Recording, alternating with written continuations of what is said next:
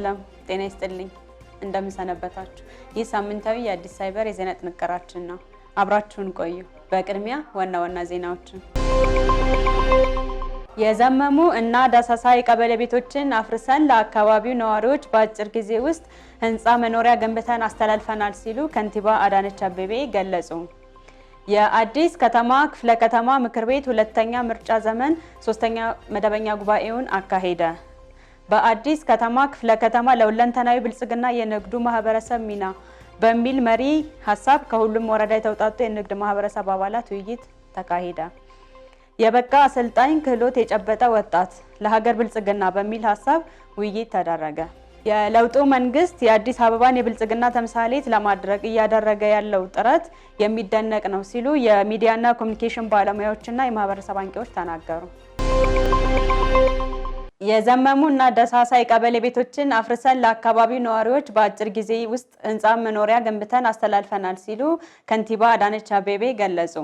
በአዲስ ከተማ ክፍለ ከተማ በተለምዶ ፓስተር አደባባይ ተብሎ በሚጠራው አካባቢ የዘመሙና ዳሳሳ የቀበሌ ቤቶችን አፍርሰን ለአካባቢው ነዋሪዎች በአጭር ጊዜ ውስጥ ህንጻ መኖሪያ ገንብተን አስተላልፈናል ሲሉ የአዲስ አበባ ከንቲባ አዳነች አቤቤ ገልጸዋል።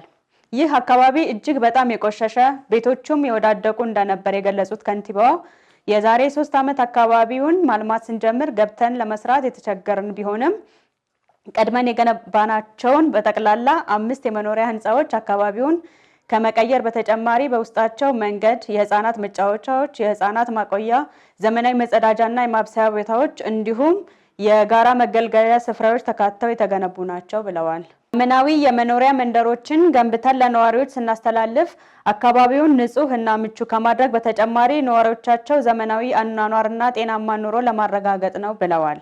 የሚፈሱ እንባዎችን እያበስን የዘመሙ ጎጆዎችን እያቃናን እና ቆሻሻን እያጸዳን ለነዋሪዎቻችን ምቹ አካባቢን በመፍጠር እንዲሁም በከተማችን ያሉ ትውስታዎችን እና ቅርሶቻችንን አድሰን የቱሪስት መዳረሻ በማድረግ ለከተማችን ተጨማሪ ገቢ፣ የስራ እድልና የቱሪስት መዳረሻ ለማድረግ እየሰራን ነው ብለዋል። ስራው በመንግስት አቅም ብቻ የሚከናወን አለመሆኑን በመረዳት የከተማ አስተዳደሩን ጥሪ በመቀበል ከጎኑ ለቆሙ ልበቀና ባለጸጋዎች ምስጋና አቅርበዋል። የአዲስ ከተማ ክፍለ ከተማ ምክር ቤት ሁለተኛ የምርጫ ዘመን 3ኛ መደበኛ ጉባኤውን አካሄደ። የምክር ቤቱ ዋና አፈ ጉባኤ አቶ በቀለ ጉታ የምክር ቤት አባላት ህዝብ የጣለባቸውን አደራ ለመወጣት ክትትልና የመስክ ምልከታ በማድረግ የሚታዩ ጠንካራ ጎኖችን ተጠናክረው እንዲቀጥሉ እንዲሁም ክፍተቶች ደግሞ በአፋጣኝ የሚስተካከሉበትን ሁኔታ ሲያመላክቱ መቆየታቸውን ገልጸዋል።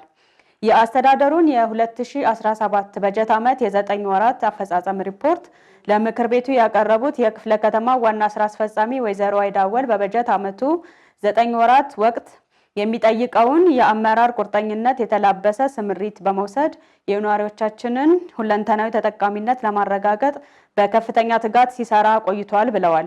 ወይዘሮ አይዳ አክለውም ወጣቶችና ሴቶችን በስራ ዕድል ተጠቃሚ ከማድረግ አንጻር በገበያ ማረጋጋት፣ በከተማ ግብርናና በሌማት ትሩፋት፣ በገቢ አሰባሰብ፣ በጎ ፈቃደኞችን በማስተባበር ቤት በመገንባትና መሰል እንዲሁም በሌሎች ዘርፎች ውጤታማና ህዝቡን ተጠቃሚ ያደረጉ ተግባራትን መከናወናቸውን ለምክር ቤቱ አስረድተዋል።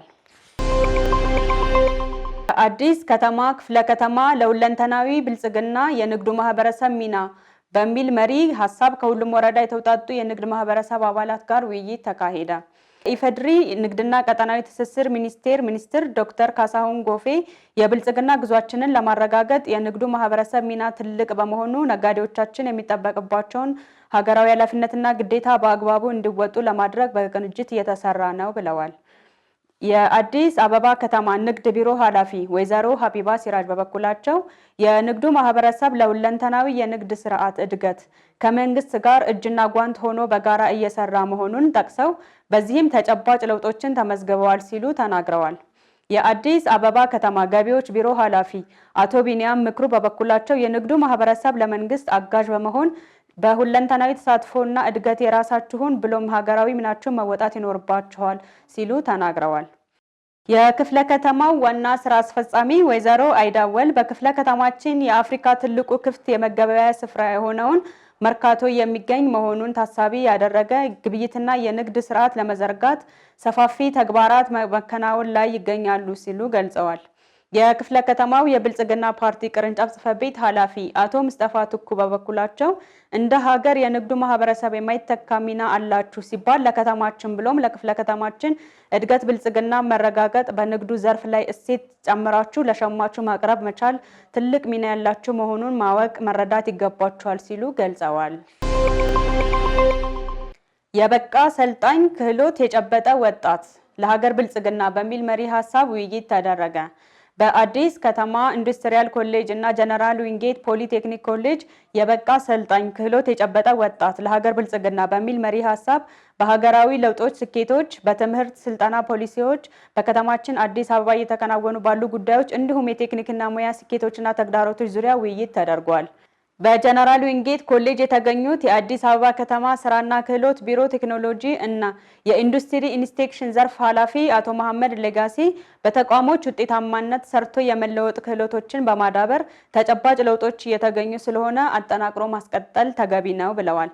በተጨማሪም የአዲስ አበባ ከተማ ትምህርት ቢሮ ምክትል ኃላፊ አቶ ሳምሶን መለሰ እንዳሉት በከተማችን በእውቀትና በክህሎት የበለጸገ የሰው ኃይል ለማፍራት ኮሌጆች የራሳቸው አሰራር በማጠናከር ለክፍለ ከተማችን የስራ ዕድል ፈጠራ ምቹ ማድረግ ተችሏል ሲሉ ገልጸዋል። የለውጡ መንግስት የአዲስ አበባን የብልጽግና ተምሳሌት ለማድረግ እያደረገ ያለው ጥረት የሚደነቅ ነው ሲሉ የሚዲያና የኮሙኒኬሽን ባለሙያዎች፣ የማህበረሰብ አንቂዎች ተናገሩ።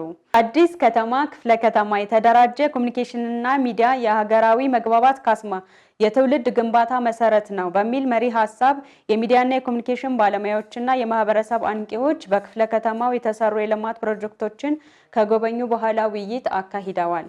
የብልጽግና ፓርቲ የአዲስ ከተማ ቅርንጫፍ ጽሕፈት ቤት ኃላፊ አቶ ሙስጠፋ ቱኩ በበኩላቸው መንግስት እየተመዘገበ ላሉ ውጤቶች የሚዲያው ዘርፍ ሰራተኞችና የማህበረሰብ አንቂዎች አስተዋጽኦ የላቀ በመሆኑ ተጠናክሮ ሊቀጥል ይገባል ብለዋል።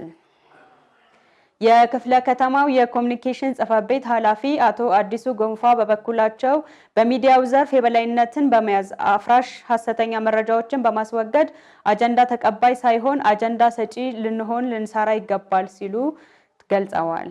የብልጽግና ፓርቲ አዲስ ከተማ ቅርንጫፍ ጽሕፈት ቤት የህዝብ ግንኙነትና ሚዲያ ዘርፍ ኃላፊ አቶ ዳዊት ብርሃኑ በበኩላቸው ሀገራዊ ክብርና ብሔራዊ ጥቅምን ማዕከል ያደረገ የተግባቦት ስራ በማከናወን ሁለንተናዊ ብልጽግናን ማረጋገጥ ይገባል ሲሉ ገልጸዋል።